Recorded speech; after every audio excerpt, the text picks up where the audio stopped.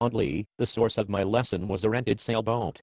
While I was vacationing in a remote oceanside village, I rented a sailboat for the day. I wasn't an expert at sailing, but it didn't take me long to master this little craft as I sailed along the rugged, undeveloped coastline. Actually, I was getting rather good at it, if I do say so myself. It seemed for a while that I was actually sailing faster than the wind.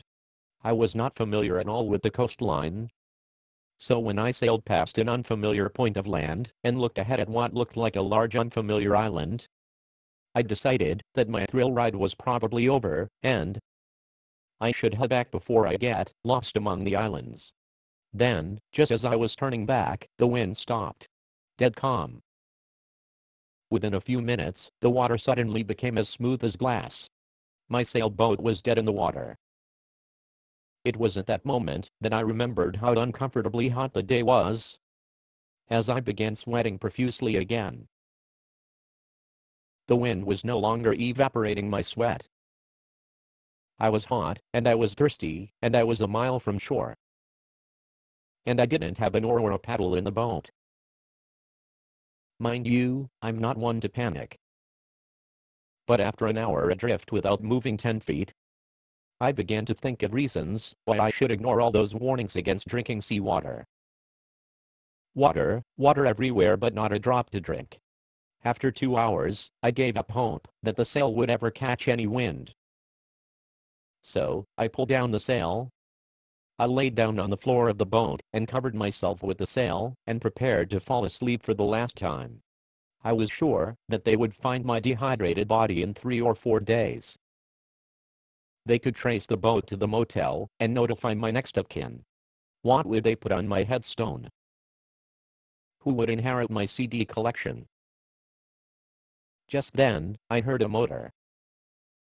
I sat up and looked around. It was a small rowboat with a small outboard motor. He was coming across from the big island across the way. Ahoy, there! Ahoy, there! Ahoy! He didn't see me. Help! Help me! He saw me. He's headed this way. Ahoy! He shouted. You in trouble? Yes. The wind died down. I'm dead in the water. I'll give you a tow. Thank you. You got any water? He shouted. There's water all around you. No. I mean, do you have any water to drink? This is the mouth of a river. It's fresh water. You mean I can drink this? Yes. I drink it all the time. You mean, that's not an island out there? No. That's the riverbank on the opposite side.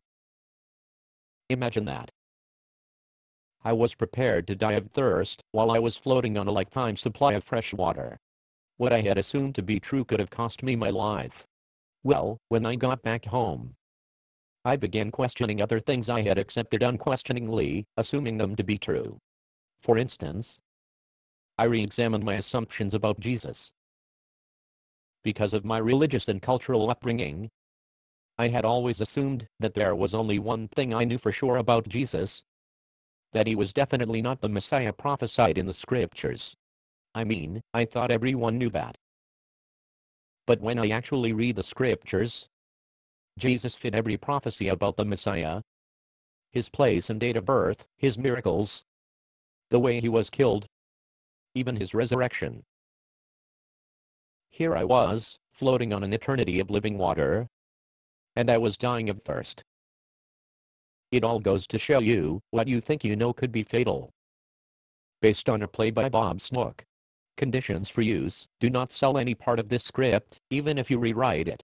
Pay no royalties, even if you make money from performances. You may reproduce and distribute this script freely, but all copies must contain this copyright statement.